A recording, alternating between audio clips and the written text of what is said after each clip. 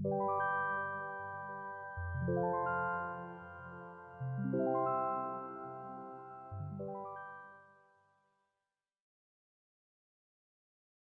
everyone. Today, we are going to talk about aortic stenosis. It comes under diseases of heart valves.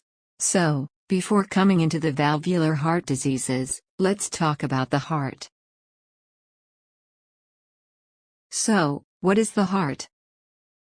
Simply, it is a muscular organ located in the chest cavity, which pumps the oxygenated blood throughout the whole body. The heart is the organ that works constantly during the whole lifetime. The heart has 4 chambers. Namely, the right atrium, right ventricle, left atrium, and left ventricle. And, there are 4 valves are placed between the cardiac chambers, and from the cardiac chambers to the opening of great vessels. These cardiac valves prevent the backflowing of the blood, and act as one-way inlets and outlets of ventricles. From the right atrium to the right ventricle there is the tricuspid valve. From the right ventricle to the main pulmonary trunk there is the pulmonary valve. And from the left atrium to the left ventricle, there is the mitral valve, which is also known as the bicuspid valve. And from the left ventricle to the aorta, there is the aortic valve.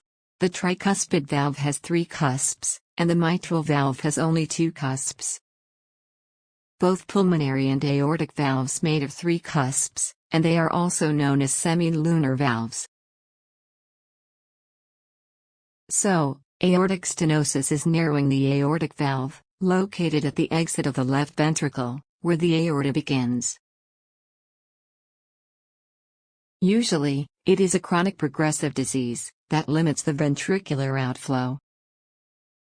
This reduction of the ventricular outflow will lead to chest pain, breathlessness, syncope, presyncope, and fatigue. Now let's talk about the causes of aortic stenosis. They are calcification of the aortic valve, a congenitally formed bicuspid valve, rheumatic heart disease, chronic kidney disease, Paget's disease, radiation exposure, and systemic lupus erythematosus.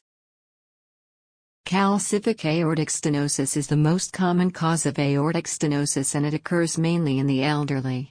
This is due to an inflammatory process happening in the aortic valve and it will eventually lead to thickening of the aortic valve and calcification.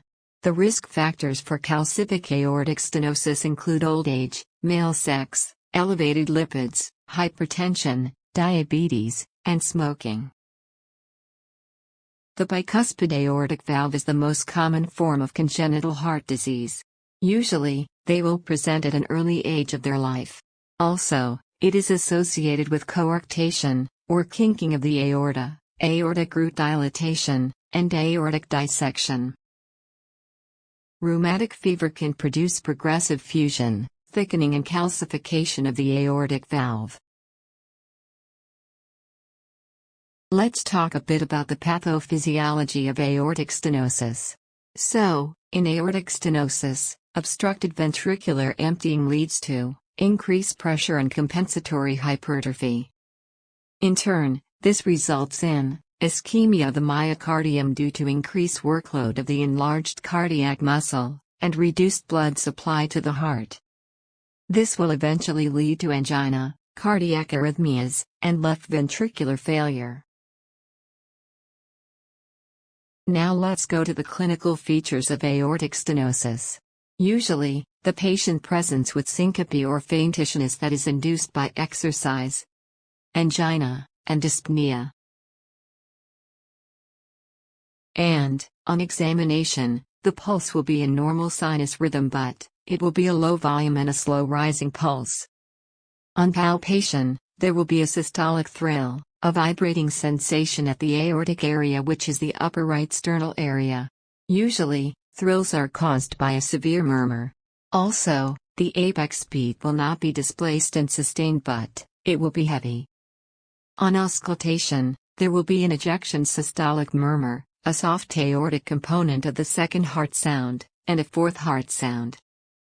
The fourth heart sound happens due to the vigorous atrial contraction against the non-compliant hypertrophy ventricle.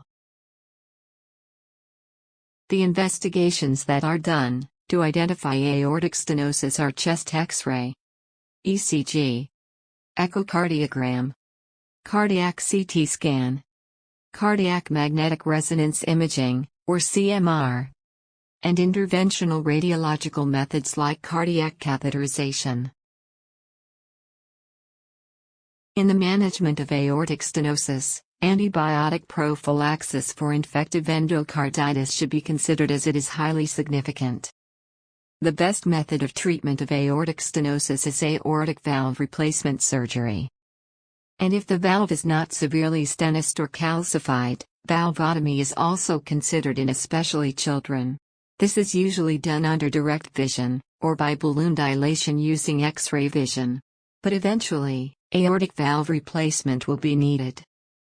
Modern treatment methods like percutaneous valve replacement are also been done. This method is better, especially in patients who are not suitable for open heart surgery. Hope you enjoyed the video and don't forget to like, comment and subscribe.